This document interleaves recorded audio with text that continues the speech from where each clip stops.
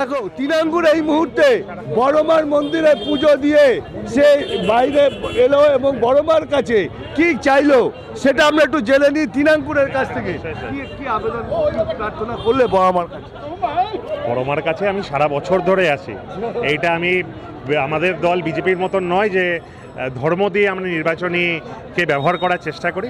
সারা বছর বড়মার কাছে আসি। আজকে প্রধান প্রতিপক্ষ কাকে বাঁচলে?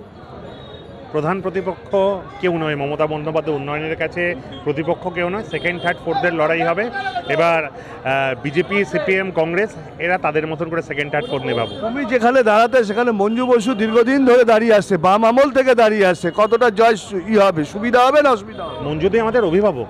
মঞ্জুদি যেভাবে কাজ করেছেন এবং মঞ্জুদি সঙ্গে যেভাবে নোয়াপাড়া কেন্দ্রের আত্মা জড়িত, তার আশীর্বাদকে সামনে রেখে আমি এগোবো।